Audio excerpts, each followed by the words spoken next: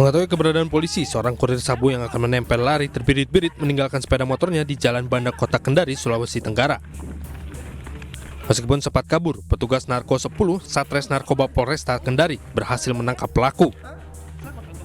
Petugas kemudian melakukan penggeledahan terhadap pelaku dan mendapati 18 paket sabu dengan berat 8,26 gram yang disimpan di dalam saku celana dan jok motor. Pelaku berencananya akan menempelkan 18 paket sabu di 18 titik yang telah dipesan oleh pembelinya. Karena awalnya dilakukan penyelidikan dan pembuntutan sehingga terjadi aksi kejar-kejaran sampai akhirnya tim kami berhasil mengamankan saudara HP tersebut. Untuk pengakuan saudara HP dirinya belum menerima, namun dijanjikan 100.000 per gram apabila barang ini sudah ditempel. Saat ini pelaku tengah mendekam di sel tahanan Polresta Kendari guna mempertanggungjawabkan perbuatannya dengan ancaman hukuman 6 tahun penjara.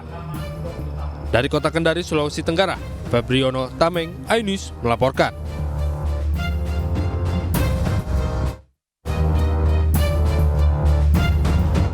Masih di iNews Malam bersama saya Fazilah Kairnisa. Pemirsa, polisi telah menangkap pelaku penipuan dana karya wisata SMA Negeri 21 Bandung, Jawa Barat. Kasus penggelapan dana sebesar 416 juta rupiah mencuat setelah aksi unjuk rasa para siswa viral di media sosial.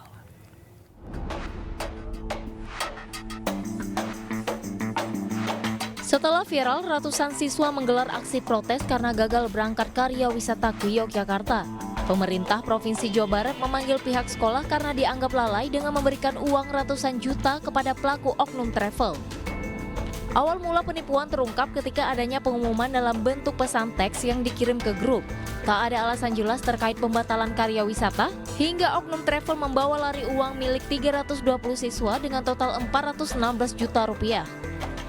Atas kejadian ini, pemerintah Provinsi Jawa Barat meminta pihak sekolah untuk lebih selektif dalam memilih jasa travel untuk kegiatan karya wisata agar menghindari kejadian serupa. Namanya studi itu perlu aja, karena tidak semua ilmu itu didapat di kelas. Tapi biasanya berdinamika kalau tidak profesional. Satu, penyelenggaranya tidak jelas. Dua, niatnya nyari profit, bukan. Bahkan saya sering menghimbau kalau studi itu mau diatur oleh siswanya aja sendiri, jangan pakai pihak ketiga yang kadang-kadang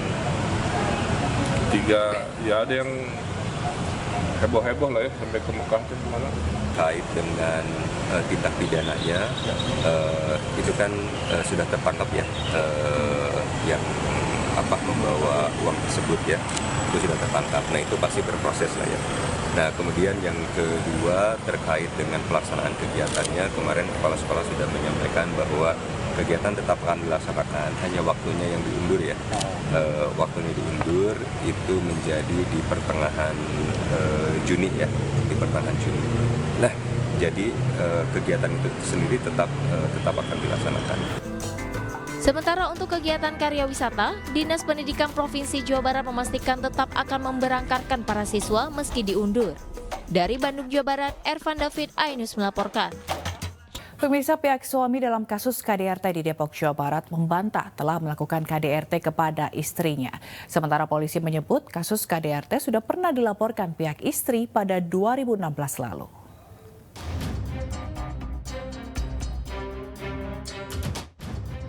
Kasus suami istri di Depok, Jawa Barat yang saling lapor jadi korban KDRT kini jadi perhatian banyak pihak.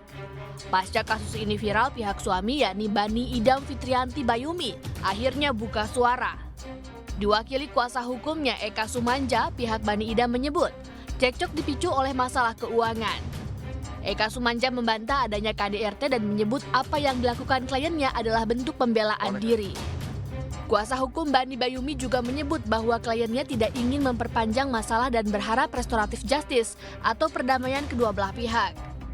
Dicengkram gitu ya oleh istrinya tersebut, ditarik, dicengkram, dengan berjalan mundur. Klien saya menyampaikan lepaskan bu, lepaskan, gitu ya. Sampai akhirnya klien saya sudah keringat dingin karena dicengkram yang begitu amat kuat gitu ya, akhirnya oleh klien kita ya dipukul. Sementara itu polisi mengungkap bahwa kasus KDRT pasangan suami istri ini ternyata pernah terjadi sebelumnya. Hal tersebut disampaikan di Reskrimum Polda Metro Jaya Kombes Pol Hengki Haryadi. Menurut Hengki, pihak istri pernah melaporkan kasus KDRT ke polisi pada 2016 namun berakhir damai. Polisi pun berjanji akan menambah pasal baru jika hal tersebut terbukti. Oleh karenanya, karena ini perbuatan berulang, kami tambahkan pasal 64 KUHP atau forgeset handling, perbuatan berlanjut. Apabila ini benar dan kita temukan, maka ancaman hukumannya terhadap sang suami ini bisa bertambah sepertiga. Sebelumnya, kasus KDRT ini viral di media sosial setelah diungkap oleh adik dari Putri Balkis di Instagram dan Twitter pada 24 Mei lalu. Putri Balkis yang sudah melapor ke polisi justru ditahan setelah dilaporkan balik oleh sang suami atas tuduhan yang sama. Dari Depok, Jawa Barat, Yung Rizky, iNews melaporkan. Pemirsa, mantan Menteri Lingkungan Hidup era Soeharto, Sarwono Kusumaatmadja tutup usia saat menjalani perawatan di Rumah Sakit Penang, Malaysia. Hari ini jenazah tiba di tanah air dan langsung disemayamkan di rumah duka di kawasan Senopati, Jakarta.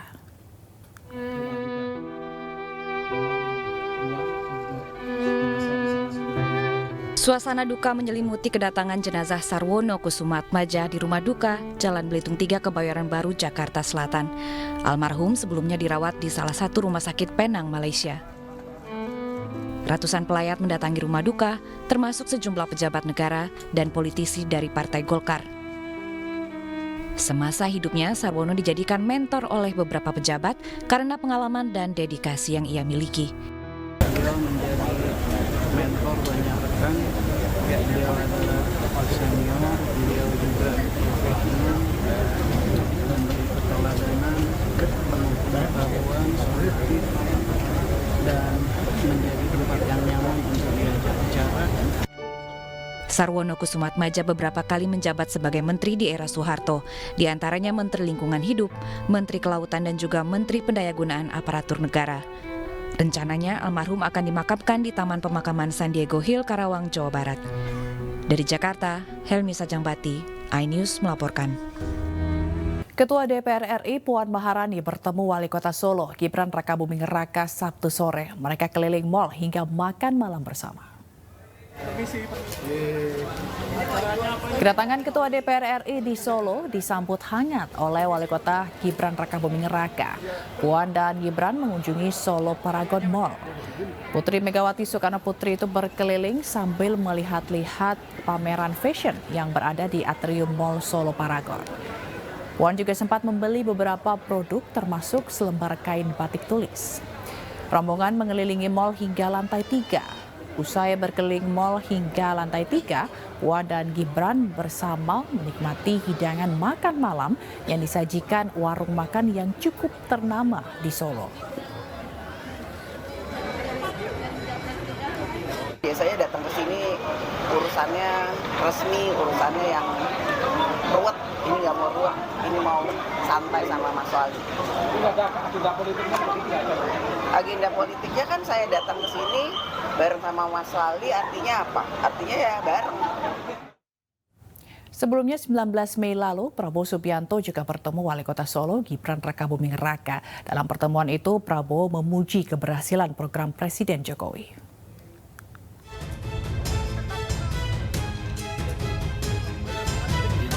Ketua Umum Partai Gerindra Prabowo Subianto bertemu dengan putra sulung Presiden Joko Widodo Gibran Rakabuming Raka pada Jumat 19 Mei 2023. Dalam pertemuan hadir pula sejumlah relawan Jokowi, pengurus Partai Gerindra Solo dan relawan Prabowo. Mereka sembari menikmati menu angkringan khas Solo. Dalam pertemuan, Prabowo menilai seluruh program Jokowi saat ini berhasil dalam memajukan bangsa Indonesia. Terkait hal itu, dia berjanji akan meneruskan program presiden tersebut. Prabowo juga mengungkapkan Indonesia memiliki potensi untuk bangkit, salah satunya melalui bonus demografi yang akan diperoleh pada tahun 2035. Saya kira ini yang digagas oleh Pak Jokowi dalam pemerintahan beliau. Sekarang beliau melaksanakan apa yang beliau sebut hilirisasi. Beliau sekarang mengatakan Tidak boleh lagi Indonesia mengizinkan bahan-bahan kekayaannya diekspor dalam bentuk tidak diolah. Usai pertemuan, Prabowo berencana akan mengundang relawan Jokowi Gibran di Hambalang dalam waktu dekat. Dari Surakarta, Jawa Tengah, Septiantoro, iNews melaporkan. Ribuan simpatisan dan kader partai DPD PDI Perjuangan Provinsi Banten sambut kedatangan bakal calon Presiden Republik Indonesia Ganjar Pranowo ke Provinsi Banten. Dalam kunjungannya, Ganjar Pranowo akan meneruskan pembangunan di Provinsi Banten jika dirinya terpilih menjadi Presiden di Pilpres 2024 mendatang.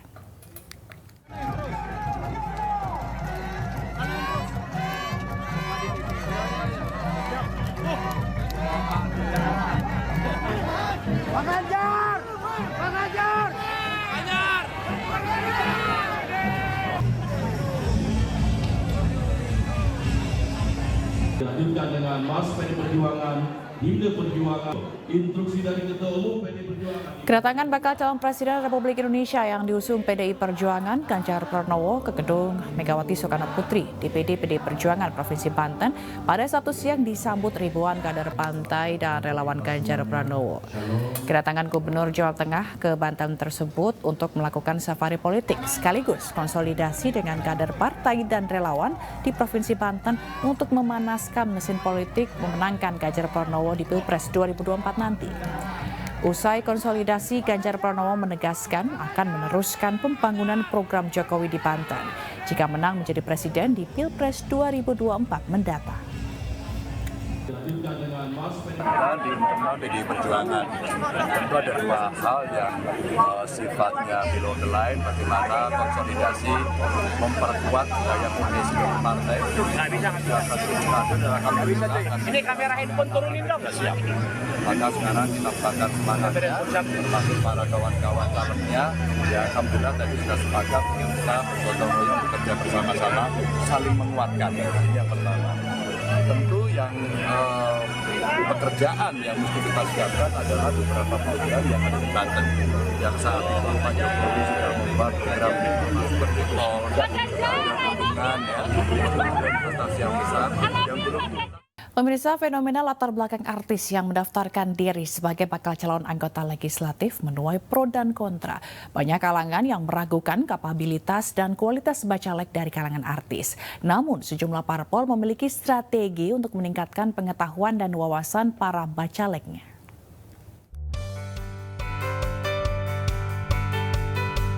Pendaftaran bacalek partai politik ke KPU menarik perhatian banyak pihak. Bacalek yang didaftarkan memiliki latar belakang berbeda. Bahkan, partai politik juga memiliki bacalek dari kalangan artis. Pro kontra kualitas dan kapabilitas para artis menjadi diskusi yang menarik. Meski demikian, Partai Perindo menjamin inklusivitas caleg dari semua kalangan, tidak hanya dari kalangan artis. Seleksi ketat dilakukan termasuk pembekalan untuk menjamin setiap caleg memiliki pengetahuan legislatur yang cukup. Hal tersebut disampaikan Wakil Ketua Umum DPP Partai Perindo Bidang Pemilu, Ferry Kurnia Rizkiansah dalam diskusi fenomena selebriti menjadi politisi pada pemilu 2024 yang digelar Populi Center di Jakarta. Legislatif itu kan fungsinya cuma 3, yaitu terkait dengan bagaimana membuat aturan kebijakan atau regulatif yang ada, bagaimana controlling atau fungsi kontrol, dan yang ketiga adalah fungsi budgeting. Nah, bagaimana itu diarahkan dengan upaya-upaya kita melakukan proses pembekalan bakal calon anggota legislatif. Tidak hanya di kalangan artis, tapi semuanya kita melakukan proses-proses pembekalan yang ada. Ya, tanggung jawab partai itu rekrutmen yang ideal, yang sesuai dengan konstitusi kita atau sesuai dengan masyarakat, yang harus dilakukan secara terbuka dan demokratis gitu ya. Partai Perindo juga memiliki caleg dari latar belakang artis, diantaranya Zizi Sahab, Vicky Prasetyo, Dede Sunandar, dan Juwita Bahar. Caleg tersebut diharapkan dapat membawa perubahan demi Indonesia sejahtera. Dari Jakarta, Rian Rahman, Tri Julianti, iNews melaporkan.